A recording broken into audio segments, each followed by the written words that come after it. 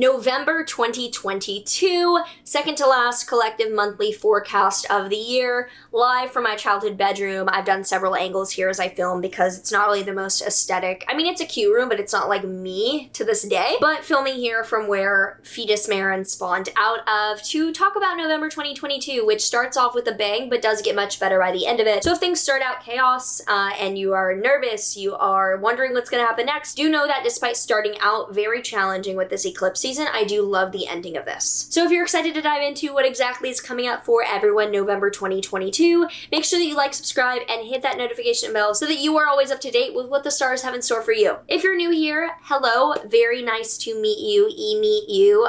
What's it called when it's like depersonal? There's a weird thing when like people who watch someone online feel like they know you when you don't know them. Side note, side tangent, sorry, but I think about that a lot. If you're new here, hello, I'm Maren, nice to meet you as I was saying. I am a tropical astrologer who uses Western astrology techniques, Hellenistic techniques. I'm mostly a Hellenistic traditional astrologer, and I talk a lot unnecessarily in videos. So if you just want information and political correctness, probably not the place. But if you do want to stick around, make sure that you check out your rising sign videos for November if you have not already watched them to know how exactly this is going to play out in your own chart. So we start out the month with a bang because from the 5th to the 6th, Venus in Scorpio is opposite Uranus in Taurus. Now Venus already has some trouble being in Scorpio because it's in its antithesis. Venus represents love, beauty, harmony, financial security, loveliness, just overall like cute feminine energy. And having it in Scorpio, which is the sign opposite that it rules, Taurus, so that there's discomfort or being forced to find beauty and harmony in the dirty or in the grungy. Like Venus in Scorpio is the beauty of New York City with its grunge and poop and pee everywhere kind of thing. But opposite Uranus and Taurus shows extreme disruptions to harmony, values, relationships, feeling secure, feeling grounded, feeling loving. Shows that the beginning of the month probably starts out on a rough market note and also a chaotic note in relationships and in being grateful. On the 7th, this is further continuing because Venus in Scorpio is squaring Saturn in Aquarius. This shows external blockages like world restrictions,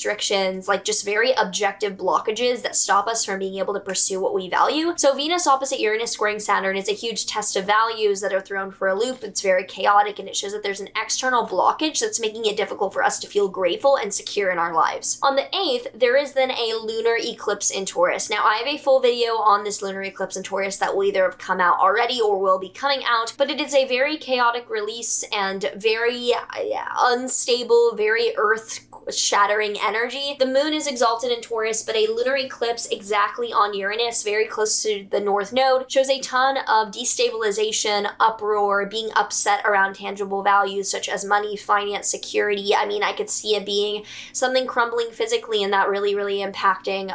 It's like with this Scorpio stellium, truth is coming out, there's confidential information being released, but the Taurus things show a ton of world instability and world dynamics like finance, food, infrastructure. I mean, it just looks like literally some truth comes out and things crumble physically. It's that intense. And happening on the US election day is extremely dire. I think that there will be an upset in the results, obviously, because there at this point will be, but also new information being released on all sides that seems to just throw everyone upset at one another. And you can watch the full video for full tea on that. From the 7th to the 9th, the Sun-Mercury Cazimi in Scorpio is opposite Uranus and Taurus. And then from the 10th to the 11th, the Sun and Mercury in Scorpio are squaring Saturn in Aquarius. So during this eclipse, basically, there's this fixed sign T-square between the Sun and Mercury in Scorpio, which show an illumination or realization of hidden emotional matters, opposing Uranus and Taurus, which shows that they're very chaotically charged and this upsets a lot of things. Scoring Saturn as well, that shows external blockages and being able to be emotionally connected, and that the world is imposing different restrictions to make it just increasingly difficult to respond to these confidential claims that are being released. But there's a lot of like from the heart and from the intuition realizations coming out,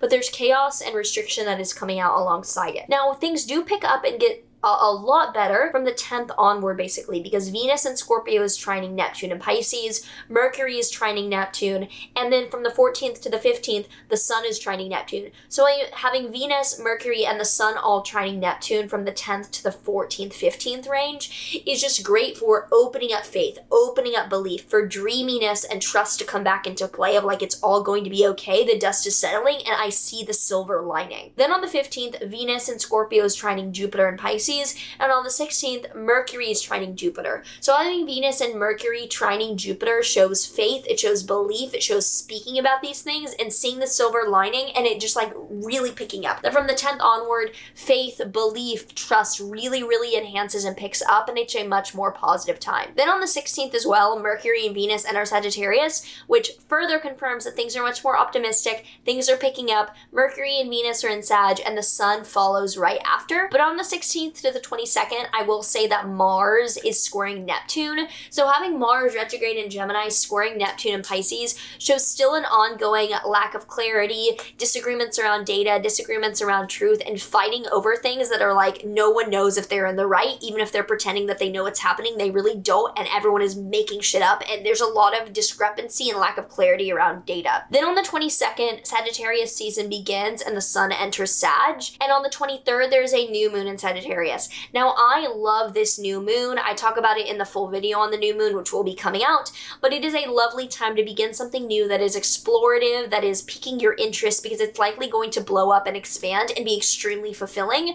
Having the Sun and the moon in a configuration alongside Venus and Mercury ruled by Jupiter in its own sign in Pisces, conjunct Neptune, is just huge themes of spiritual growth, of intellectual growth, of exploring something because it's fun and it's uplifting, and it's an incredible time after the 23rd to begin something new, in my opinion. Now, this is also interesting because from the 19th to the 24th, Venus and Mercury are conjunct in Sag, a great time to write something creative that's uplifting, that is travel-based. It's a great time to like write, especially anecdotes, or like I'm thinking about the 15-second like reels, which are like my weekend in Brooklyn, or like my 80-20, which are super just that girl lifestyle, but it screams that. So it's a very good time to create in that very uplifting, optimistic way. And on the 24th, basically under this new moon, Jupiter is stationing direct in Pisces. So having Jupiter now direct in its home sign is great for trust, faith, illumination, belief in the collective and our good holistically to make something of value. It's not great for the market. It definitely is not. However, on a personal, faith-based, collective, spiritual level, it is really great for Jupiter to now be direct in Pisces,